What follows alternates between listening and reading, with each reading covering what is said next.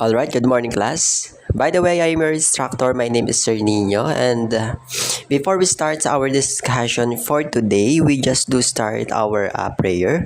Ayan, please standing. Okay, thank you so much, and bow your head. So I just want to start the prayer. In the name of the Father, the Son, and the Holy Spirit. Amen. Maraming sumasalangin ka, sambahin ang ngalan mo, mapasamin ang kaharian mo, sundin ang loob mo dito sa lupa para lang sa langit. Bigyan niyo po kami ngayon ng aming kakanin sa araw-araw, patawarin mo kami sa aming mga sala, para nagpapatawad namin sa nagkasala sa amin. At huwag mo po kami paintulot sa tukso at iadya mo kami sa lahat ng masama. Amen. Alright, thank you class. Ayan, please be seated. Okay, thank you so much. By the way, I'm your instructor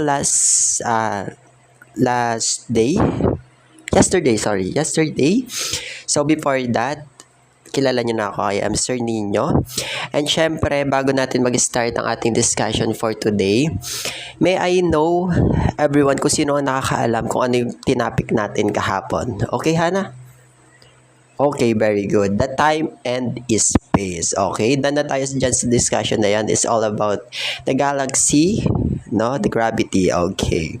So, ngayon naman ay itatopic natin is almost about human. Okay, about human scientist. Okay, and the universe. Okay, before that is mag-check muna ako ng attendance. Okay.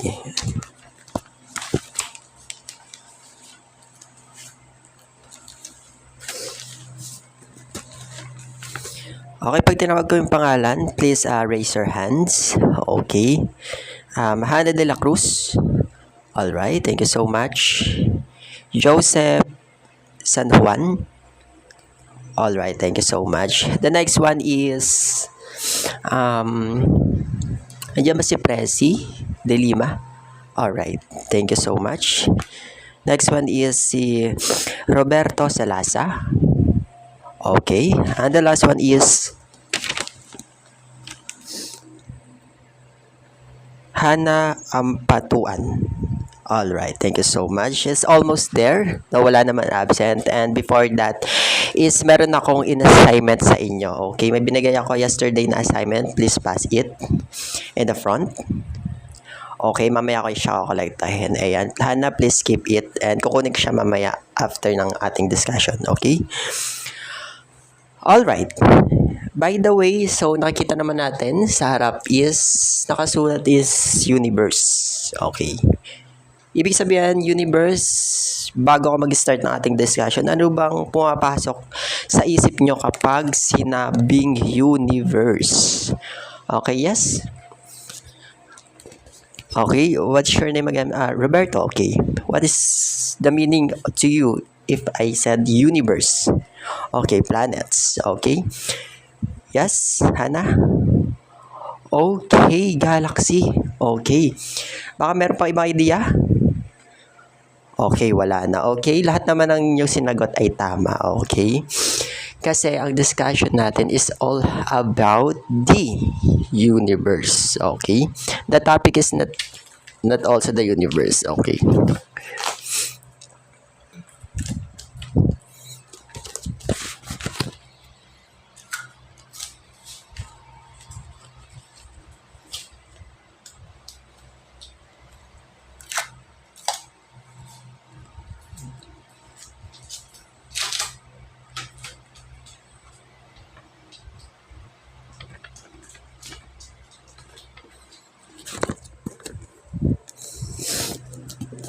Alright, okay guys, yung ating topic ngayon is universe, our picture of the universe. Okay, ibig sabihin yan, marami kasi tayong mga scientist na nag-invento ng iba't ibang teknolohiya para pag-aralan kung ano ba talaga yung universe. Okay, sa Tagalog it is kalawakan. Okay, sa kalawakan hanggang ngayon ay pinagtatalunan pa rin siya. Okay, marami pa tayong hindi na-discover sa ating kalawakan o yung tinatawag natin universe. So, our feature of the universe is also marami tayong mga kilalang sikat na scientists, no? Meron dyan si Isaac Newton, Galileo Galilei, no, na itatopic natin for today, okay? So, before we start, okay, dito natin to sa side na to. Okay, this is a very simple and discussion. So, para remind lang sa utak natin, okay? This topic is all about our picture of the universe. So, starting point natin is 340 BC. Okay, 340 BC ay doon na nga pinagtalunan, no, ng karamihan ng mga scientists kung bakit ba bilog nga ba ang mundo or flat ito. Okay. So, short story long, no? Merong isang university proctor, or what I mean is a public instructor. Nagtuturo siya sa isang pampublikong lansangan. I don't know why. Pero merong ganun talaga. Pampubliko nagtuturo siya. What you call this? General knowledge. No. Habang nagtuturo siya doon, is meron siyang estudyante na isang matanda. It's an old lady na syempre nagtuturo siya ng science. Ang sabi niya is ang mundo daw ay bilog. Okay, so sabi nung matanda, hindi ako naniniwala na ang mundo ay bilog. Okay, dahil naniniwala daw siya na ang mundo ay flat. Okay, flat means it is a plate, para siyang plato. Okay, sabi naman nung kanyang instructor is, paano naman lumulutang daw yung mundo kung flat daw, sabi. So, sabi nung matanda is, ito daw ay nakapatong sa isang malaking pagong. Yung malaking pagong na tinatawag nating tortoise. Sabi niya, kung isa lang yun, paano yung lumulutang? Sabi nung matanda, patong-patong daw na pagong hanggang sa dulo. It is an infinite tortoise na patong-patong. So, imagine mo na lang kung patong-patong yung tortoise. Tapos, yung pinakatuktok nun, yun yung mundo. Dala-dala ng pagong. So, sabi ng iba, kapag lumilindol daw, naglalakad daw yung pagong. So, yun nga. So, pinagtatalunan pa rin kung flat or spherical ang ating mundo. So, para siyang ganito. So, past a few years, okay, 340 BC. So, nabuhay niya si Aristotle, okay?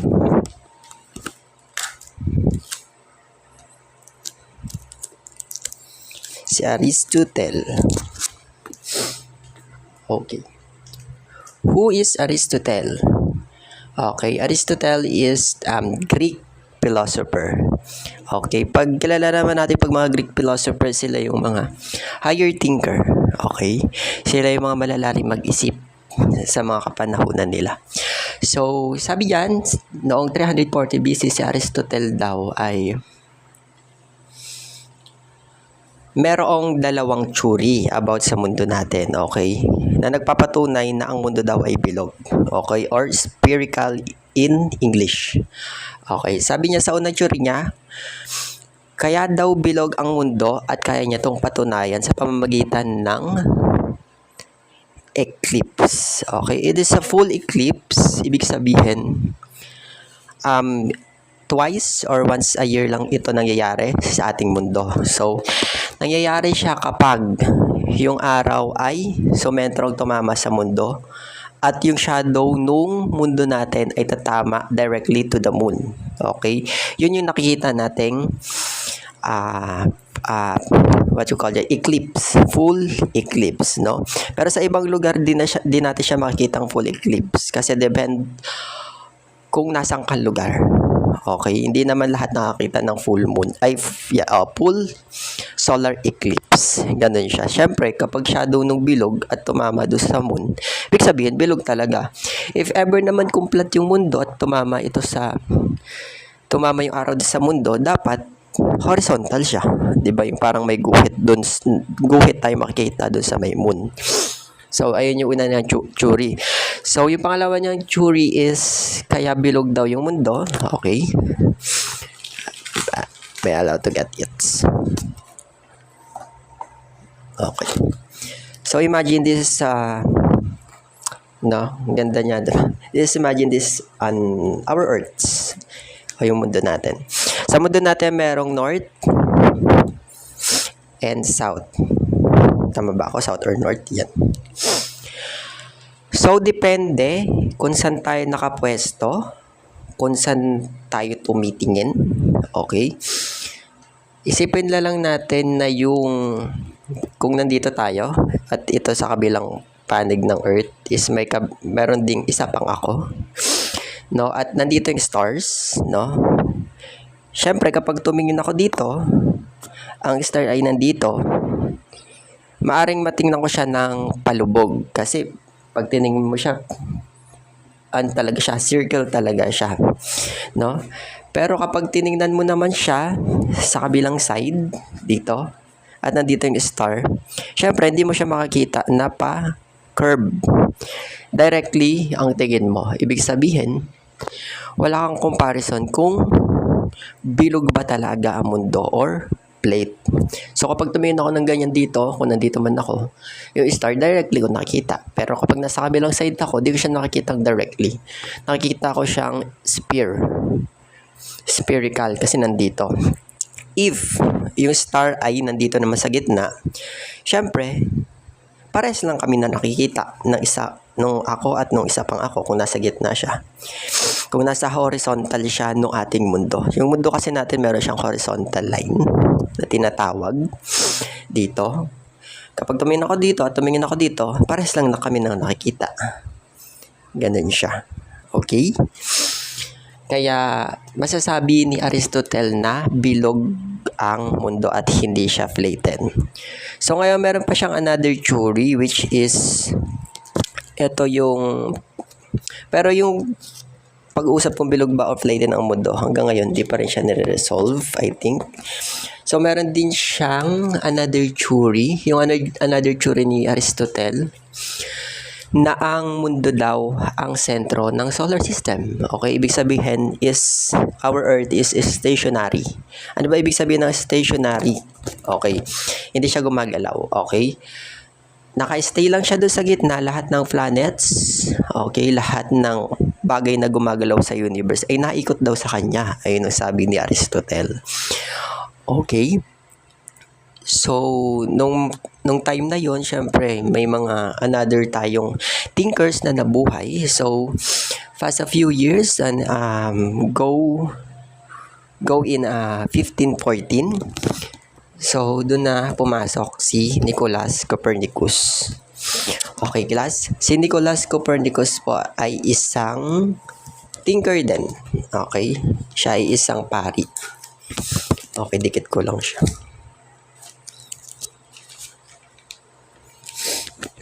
Okay. Nicholas Copernicus. So, 1514. Pero 340 BC to 1514. Bago nagkaroon ng isa pang theory. Okay.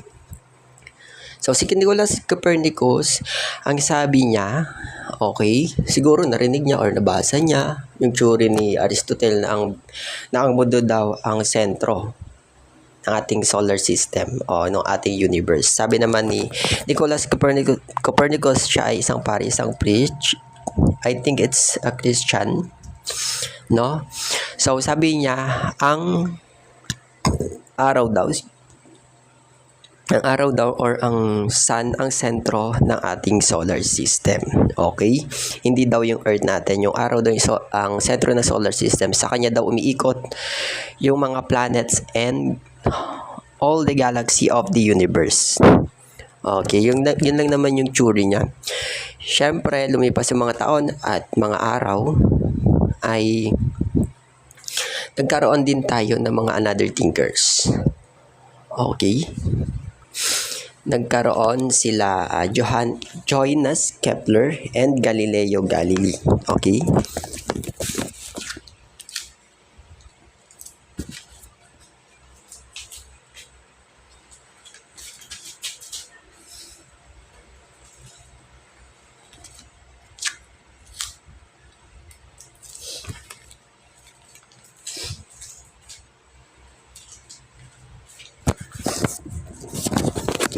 Alright.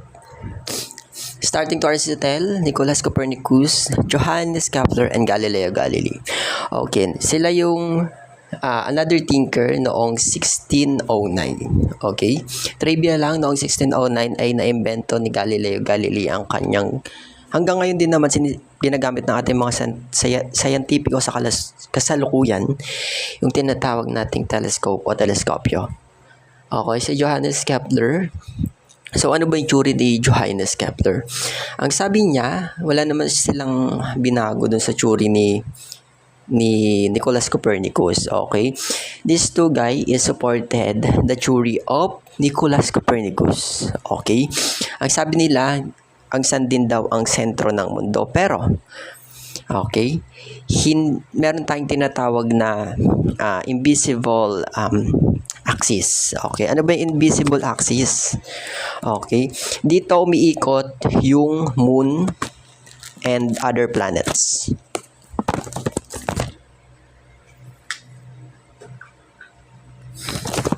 So, let me allow to draw something. Okay, isipin lang na natin ito ang moon, ang araw. Hita ba? Okay. This is the other planets. Isipin niyo ang planeta yun. Sorry. Ayan, planets. So, kapag tinignan natin, medyo wala siyang meaning. So, meron diyang invisible ring na kung saan umiikot yung planeta natin. So, magiging ganyan yung itsura niya.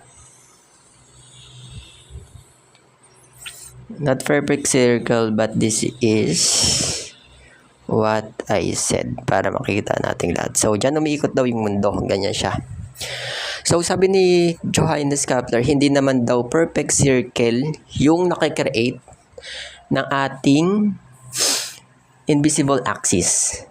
Siya daw ay elliptical o elongated. Okay, ano ibig sabihin nun? So, kunwari, andito si araw. Ayan. At ito si planets. Ang ikot niya is elongated. Ganyan. Medyo pa-plate siya, not perfect circle, elongated.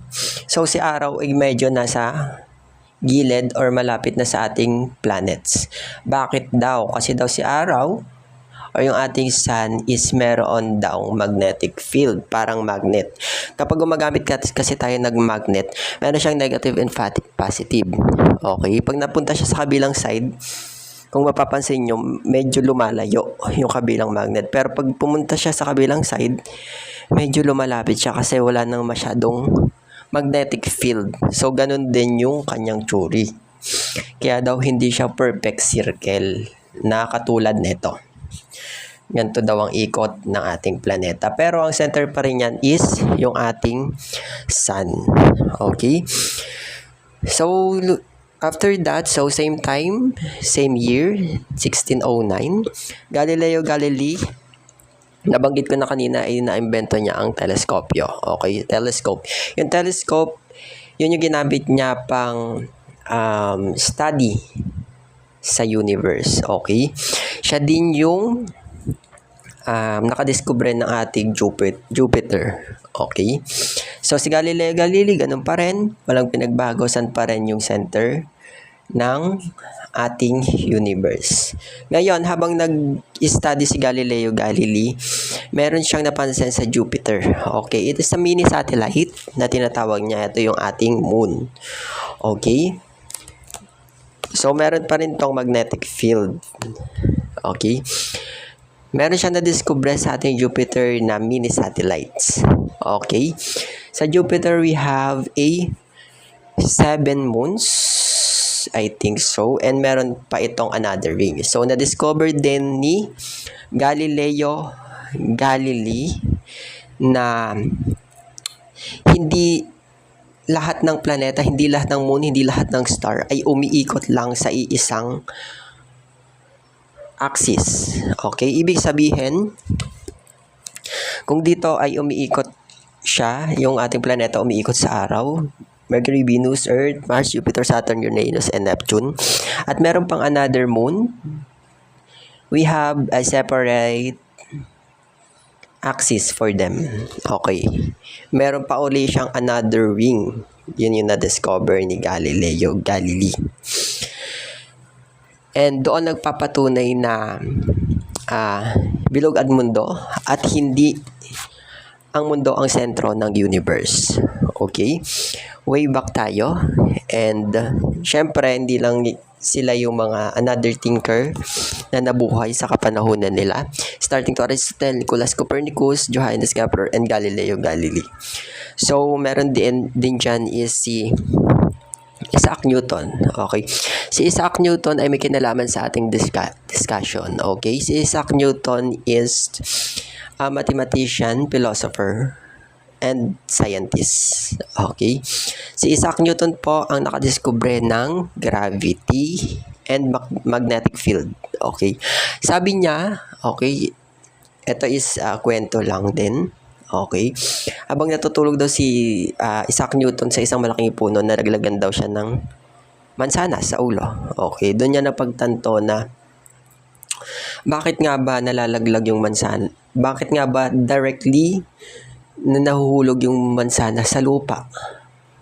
So, napatanong siya sa kanyang magulang at walang maibigay na exact answer para sa kanyang katanungan. At ang ginawa niya is, siya mismo yung nag-study about her questions. No? So, gravity. Yung gravity, kung walang gravity, lahat ng bagay ay lumulutang. Okay? Napaisip siya doon. So, kung hinagis niya ang isang apple ng sabay, dapat sabay din itong babagsak. Depende na lang sa paghagis kung malakas yung isa or mahina yung isa. Okay? This is a sample of gravity. Okay. Ganyan siya. So, kapag wala tong gravity, malamang lulutang to. Pag mayroon tayong gravity, down to surface of our Earth. Then, meron din tayo tinatawag ni magnetic field. Okay, lahat ng nabubuhay na planets sa universe ay merong magnetic field at gravity. Okay, sir, tanong. Okay. Maari po bang magbanggaan yung mga planets or star? It is possible, yes. Siguro it's 99.9%. Kasi meron tayo tinatawag nga na magnetic field. Ang magnetic field depende sa laki o liit ng planeta. So, yung magnetic field ng Sun, malakas yan. Kasi malaki. Yung magnetic field ng Earth, malakas din yan. So, kapag merong isang pumasok man lang sa core ni Earth or core ng ibang planeta na stars or everything, yun yung mga tinatawag nating asteroids, hihilahin siya ng gravity ng ating Earth. Yun yung tinatawag nating mga asteroids. Okay?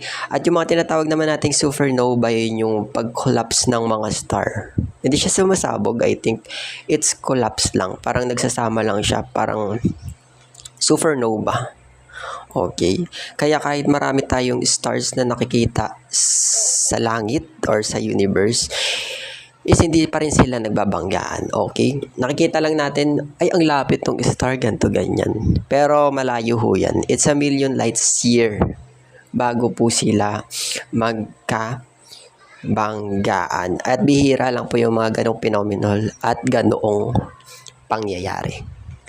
Okay? So, this is our discussion for today.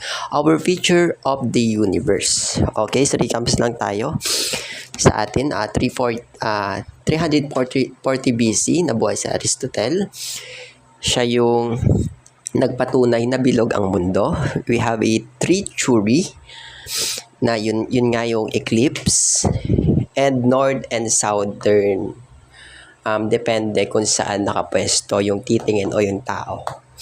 Then, 1540, dun nga nabuhay si Nicolas Copernicus, isang priest, na ang nagsasabi ay ang sun daw ang sentro ng mundo. Kasi si Aristotle, ang sentro daw ng mundo, ang sentro daw ng universe ay ang mundo.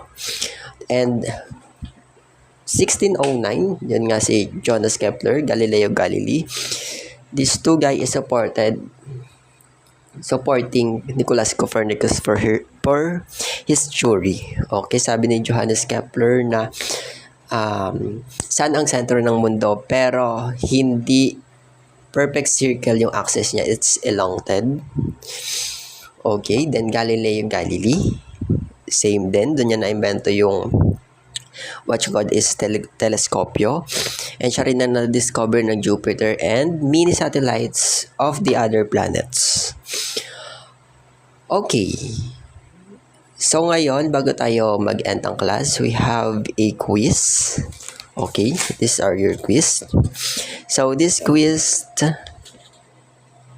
is, I give it to you and I will give you 5 minutes to answer it. This is a question and answer portion. Not question and answer portion, but it is matching type.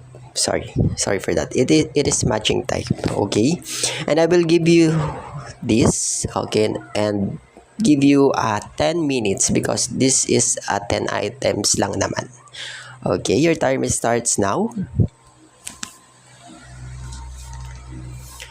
Alright, thank you so much. Okay, pass your paper. Kanina nagpa-collect ako ng assignments and kasabay nun yung ating quiz.